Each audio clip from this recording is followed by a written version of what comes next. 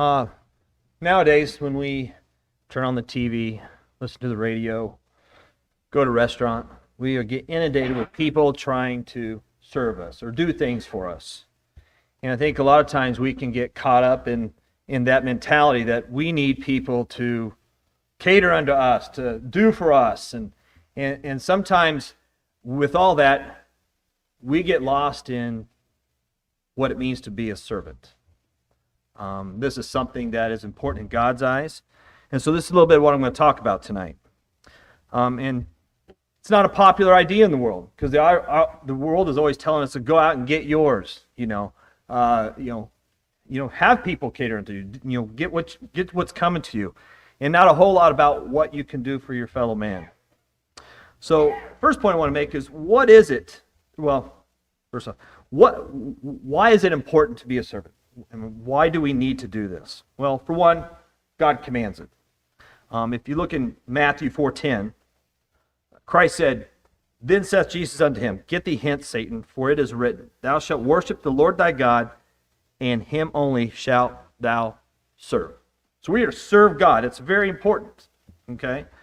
And we know also by reading the Bible, especially in Matthew 7:21, that we know by serving him and being obedient to him, that this is the only way that we can find a heavenly home in heaven with him, by doing the will of the Father. Another reason why it's important is Christ. We are Christians. We are to be Christ-like. And what was one of the things that, important things that Christ did on this earth? He was a servant. He's to be our ultimate example. In Philippians 2:7, "But made himself of no reputation, and took upon him the form of a servant, and was made in the likeness of men." So he was a servant. In John 13, we have an act where Jesus washed his disciples' feet. And particularly in verses 14 and 15, he said this was an example to serve one another. And ultimately, he served us. When he sacrificed his home in heaven to come down on here to earth, minister unto us, and then had that ultimate sacrifice where he hung on the cross and died for you and I. So, what do we do as a servant? Well, first off, we serve God. We do this by obeying him. In 1 John 5:2 and 3, "By this we know that we love the children of God, when we love God and keep his commandments. For this is the love of God, that we keep his commandments, and his commandments are not grievous." So we do his will, we obey, we submit to God. In this way, we do serve him. Other things that we do as a servant is we serve others. Now, the world would have us to believe otherwise, that, hey, we're here to be served.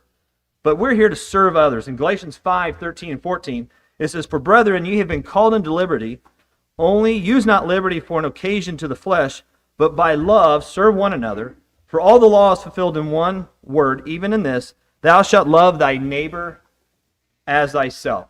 This is how we're supposed to treat other people, is to serve them, okay? To love them, to do for them. Additionally, we serve by ministering unto one another, just in this very congregation. If you look at Galatians 6:10, "As we have therefore opportunity, let us do good unto all men, especially unto them who are the household of faith." So it gets very more specific here that we're to serve other fellow Christians. So, what does this servant look like? What is it to be a servant? Well, I put some characteristics here, okay? And you're going to look at some of these, and these are very foreign to what the world would tell us, or what our influences, external influences, would have us do. Some of the things I put together is submissiveness, to be submissive, to be in subject to, humble, not proud, selfless, putting someone else's needs before our own, obedient, to do someone's bidding, to minister, be an attendant, attending to someone's every need. So here it is.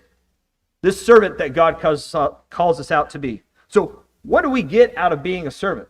Well, I know sometimes when I serve other people, I love that feeling I get when I make them happy. Okay, I'm able to help them in whatever their need is. But in James 4:10, God says, humble yourselves in the sight of the Lord. And what will he do? He will lift you up. God says that even though the world says it's loyal to be his servant, that God calls these people the greatest in the kingdom. Okay? So, becoming a servant, becoming a godly servant. Okay? How do we do this? Or what's the first step? Well, if you haven't put on Christ in baptism, you haven't taken that first step in becoming a servant of God. No one comes to the Father but by Christ.